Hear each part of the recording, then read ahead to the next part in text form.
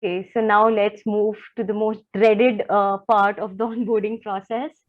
So, well, you're almost there, right? Just one step away from getting to your dream company. And let's say you made it, you were excellent when it came to your communication skills during your HR round. And trust me, guys, it's all in the mind, you know. So, we will be sharing a lot of other tricks and tricks that helped us when we were facing the HR round. So, maybe that Ayush might have had an in-person HR round, but for me it was an entirely virtual round that happened over a system that I couldn't even see smiling back at me, right? But I cannot stop smiling at the system because there is somebody out there, who's reading my body language. So this is one thing that I really wanted to point out, guys, that irrespective of whether it's an in-person HR round or there is some sort of higher view round that usually the big fours are leveraging, and all the other organizations are now moving towards a system where they have inbuilt questions, and you get maybe 2 to 3 minutes to face the camera, record your answers, and they get auto submitted. That's how it happened in my case. And I was a little, skeptical about whether I will be able to face my the camera and just speak like that, knowing that just a computer screen is listening to me. Like, seriously. So you get all sorts of things like that. But let me share, it's something really personal, and something that I always encourage my students and other people to do. Is what I did was I made a smiley face on a piece of paper, and I, with the help of a tape, I just attached it to the place right above the camera on my screen. So I never used to face the camera. I actually used to see at the smiling face and have a smile on my face. And maybe yes, that gave me the confidence too, that hey, you smiling face, I know you Yeah. looking at me. So that Well, I helps. guess this is We all most of the best idea. have. Yeah, exactly. This is the best strategy to always wear a smile on your face. Absolutely. And you know what? Sometimes I think most of us feel confident otherwise, but when it comes to seeing yourself back in the mirror, you just Right. feel scared that, oh, I don't want to see myself, but you don't have an option, right? When it comes to virtual HR. Exactly. Anyway, so lots of things, guys, that we will discuss on a one-on-one basis, because again, it varies across whether your company has asked you to be in Right. office or on some meet platform where you gotta have a smiling face ready. So we'll talk about it. But again, one step away from the job. So let's finally talk about the technical round. That is, trust me, it's not like it's dreaded or aisa kuch nahi hota hai. It's just that you have already, you're even beyond halfway, right? You've completed 75% of your journey, having all sorts of nightmares. मैं select होऊंगा नहीं होऊंगा, मेरा दोस्त हो जाएगा, अगर मैं नहीं हुआ तो मेरा क्या होगा. All sorts of things happen, and I think Right. it does not matter whether you're a fresh or experienced. Every one of us will face this. So it's not my first session interacting with people, but I still feel scared. I feel nervous sometimes, and it's absolutely normal, guys. So please try and use this platform. This platform is actually created ताकि आप लोग seamlessly बिना डरे अपनी story share करो, and हमें बताओ कि आपको problems कहाँ आती है, right? तभी तो हम लोग आपको help कर सकते हैं in any way that we can. So a lot of motivation happened. And now let's focus on the kind of finance concepts if you want to get into finance. So we are restricting to finance and consulting for the simple reason that, the most of 80-90% of the responses we received, we were happy to see that you people want to make your careers into investment banks. Some of you wanted to join big fours. So trust me, finance is a very vast domain, considers a Yeah, lot of for sure. factors. So yeah, so guys, some very basic concepts that you must really know is that, again, I would say that for the technical round, what really matters is that what were your academic qualifications. So if you are a BTech who has completed his MBA and is getting into valuation, the recruiter knows that obviously you might know some sort of valuation. He will have expectations, but not to a point that he might have from somebody who's a BCom graduate. So please make sure that irrespective of everything, you have a basic knowledge of the accounting concepts, the debit and credit rules of finance, also the corporate finance topics, say what the difference between NPV, IRR. So, one of the questions that is very frequently asked, in fact, it was asked to me, is that which method would you prefer? Right? Is Right. NPV better or IRR? So, any finance folks, can you just take a second and try and answer according to you which method is the better? Say, I am your recruiter and I'm asking you this question. So yes, guys, let me know. It would actually depend upon what the aim of the company is. If the idea is to get more cash flows, then we would go for NPV, because we would have expect to get faster cash flows, then we would go for NPV. If the idea is to focus on the internal rate and how much we're actually generating from our entire project, then we would focus on IRR. Absolutely right. Yeah. And see, this is what happens, when we have a platform where we communicate. We got to hear from Pratyush, and he shared such a valuable point. So that is what I'm saying, right? I mean, when you face such a question, how do you answer? Some of you might just say that NPV is net present value, IRR is internal rate of return. Doesn't help, because the question says which one is better. So you must be in a position to say you might say that NPV determines the increment or the increase in the shareholders' value, whereas IRR is the internal rate of return in percentage terms. So I'm just giving you an idea as to how There's you no, answer, yeah, right? right. I think there is no one better method to calculate, right? Like NPV is not much better than IRR. IRR is not much better than IPV. It depends upon the situation, like what we want to calculate and what we want to see in the numbers, right? So this is how we should reply. The situation we should tell about the situation that yeah, this situation we should use the NPV, and in this situation we should use IRRs, right? Correct. Also, I would like to share that, guys, I mean, I can recall I was asked a question that what is EPS? So if I ask you, you would say, anybody, even I answered that EPS is earnings per share. But you guys tell me, is it the right way to answer? Is it the right way to actually start that answer? What do you think? Some of you can even agree. No, right? Why? Think about it. It is because the question was, what is EPS? They didn't ask me that, do you know the full form? So I should have ideally said that, earnings per share is the earnings returned by the earnings per share is the the total return earned by the equity shareholders for each share invested in the company. Then I can go on and explain the formula, right? So if I mean, just trying to make it interactive, guys, that if you are aware of the formula for EPS, I was asked that, can you guys explain why do we consider a weighted average in the denominator and not just the number of outstanding shares? So do you know what your recruiter is trying to do here? He's not trying to see if you really know the formula. He's trying to see that do you know the logic why weighted average and why not just the total number of shares? Again, if you do not know that EPS is a figure that is, more relevant to an equity shareholder, you might just get puzzled up, say something else. But you also should know, a follow-up question that was asked from me is there something that you subtract in the numerator while calculating EPS? So any one of you, can you try and answer just a yes or a no? Maybe let's just try and make it interactive. Anybody, do you know if we actually subtract something? Maybe my students who've already studied or something, what do we subtract from the numerator when we calculate EPS? So the You guys are numerator open is, to unmute. Yeah. You guys are open to unmute maybe if anybody wants to speak. No one? Okay, we'll have a finance session separately then. That's what I feel. Let's keep it to interviews and all. Okay, so guys, the next thing you must know is obviously the various types of asset classes. The equity derivatives. When I say derivatives, you should know basics of futures and options, the open trade, exchange traded funds, everything related to what is ATM, ITM, OTM. So I'm not introducing very technical terms here because some of you might not be from finance. But yes, you should in general know all the asset classes. They can question you around these things. When it comes to valuation and modeling, be very sure that you know about the various techniques of valuation, you know the different kind of models. What is relative valuation, income approach के अंदर क्या क्या आता है, cost approach के अंदर क्या क्या आता है. Also, one very common question that I was asked is how do you value private companies? So we all know how public companies are valued, right? We follow different techniques, but how do you value a private company? So you use the relative valuation method because obviously a private company will only have public peers available. So the only option you have is to see the peer set that are there already existing in the market.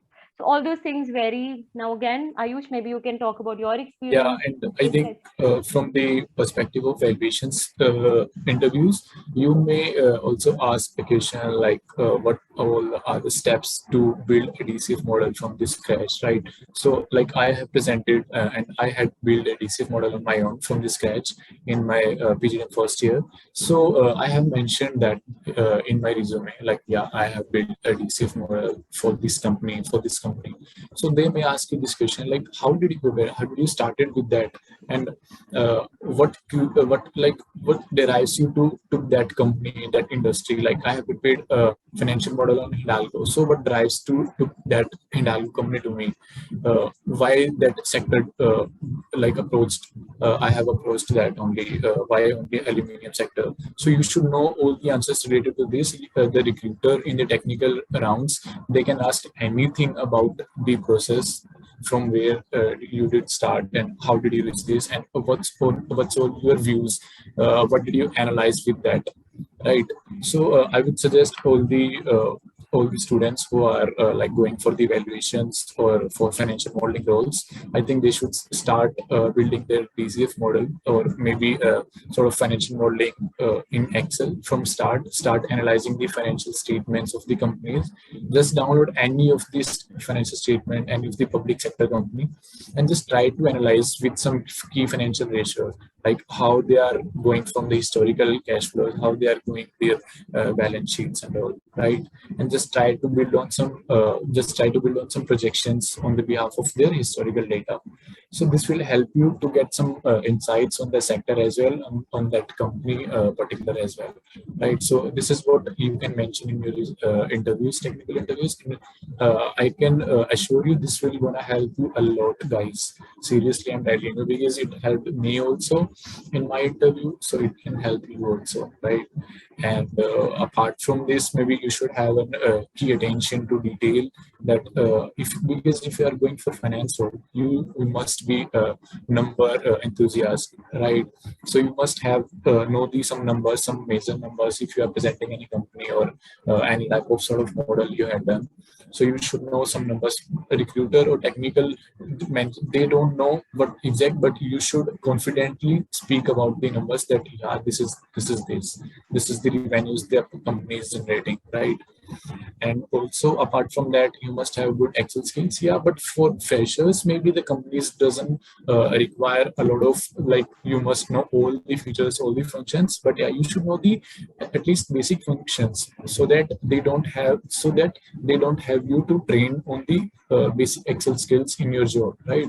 So you should know the basics, like uh, how you can use data validation, how you can use duplicates, how you can use sum ifs, how you can index match functions. All these functions are the very basic in industry, right? So you should at least know all these functions. And apart from that, if you are going for, like, if your job requires the interaction with clients or you have to present something, then you must know the PowerPoint skills good. So because if you are presenting any presentation, you will be requiring some sort of PowerPoint skills. So it will help you in that, right? And if you have data visualization skills, so it will be over an edge for you. This if you know the Power BI and Tableau, then you will be out of some crowd, right? So it will help you to give an edge, and you will be at the top of the like all other candidates, because it will help the how you can show or how you can visualize the data which you have. So if you will tell the recruiter, yes, I have the basic knowledge, I can visualize some set of data, and I can perform some actions on Power BI, I can do some data calculations on that. So it will give you like good attention to a recruiter that, yeah, this person knows the Power BI, so it will help you, right? So yeah, maybe we can go with the next slide as well, where we can talk about like consulting skills, which will help you for the consulting jobs interviews. Sure. Okay, so just answering very quickly one of the questions asked by Ayush, as I really wanted to address this. So Ayush, when I mentioned risk management, what I meant was the financial risk management. So you can from the recruiter's perspective, I mean a bit of derivatives and what are the factors that help you mitigate the risk, So you can mitigate your risk by hedging, speculating, not really speculating, my bad. So it's hedging and arbitrage. So you should know the difference between hedging, arbitrage. He might ask you some of the techniques with which you can minimize your risk. So how do you do that, right? So if you're trading in options, suppose your market portfolio is falling, so you buy an alternate put option in the options market. So if you are a finance person, they will expect you to know some sort of basic option trading too, so that you are able to suggest some measures of risk mitigation. That is what I meant by risk management. Yeah. Well, guys, coming to some consulting. So I would say the first question which you guys will face is why consulting? And that's a question you should be very prepared about it. Why you want to come from consulting? Right. When I was giving my interview, the question was came to me and I was just giving an answer like, I like having an opportunity to solve the business problem given by the clients. And I like to interact with the clients to know their problems and get the best solution for them. So this is what consulting is. You should guys know one thing, that you must be known many factors, like you must be a very confident when you are giving your answers. No matter what, you know the particular answer or not, you must be very confident by giving your answers. When you're giving the answer, you have a creative thinking about it. Proper solving questions they will ask you about it. There was some case study they will ask you. They will definitely ask you some of the basic questions from your theory. Like since I am from supply chain management, they ask me questions from my logistics, from my inventory questions. Like, so there's no matter that you're coming from which background, from finance, from data analytics, they will ask you a particular question about it, but you have to be very, very much particular about your answers. And the skills you need is negotiation skills, communication skills, problem solving, technology skills, and maximum the time management. And of course, tech savvy, right? But the basic skill which you need while coming to the consulting is the Power BI, Tableau, Microsoft Projects, Teams, and of course, SQL. So these are all the skills you need when you are coming to the consultant. And no matter what, you must be confident while you are facing the client, when you are facing your interviewers. They only want the particular person who are giving the interviews that they must be confident while they're giving the answers, right? Well, we will discuss about more when we get a chance to, guys. I want to know how many people are want to become consultant, because I love to know that these guys are from my, chasing the consulting dream, and I'll definitely help you guys. Let's moving forward after this. Yeah, please, Kavya, go ahead. So guys, we would love to know if you have any question and answers related to the session. But before that, we want to, just assure you people that I'm sure there must be a lot of things happening in your mind, a lot of questions, queries. Trust me, all of those will get sorted, and we are right here to help you ace your interview preparations and also help you prepare your resumes. So we have shared a Google form link in the comment section. Just try and make sure you fill that Google form right away, so that we know that you're really interested, because we have planned a full-fledged boot camp where we will have a one-to-one mentorship session, starting from building your resume to taking your mock interviews, guiding you through what kind of certifications can you add, subtract, what are those keywords that you must include.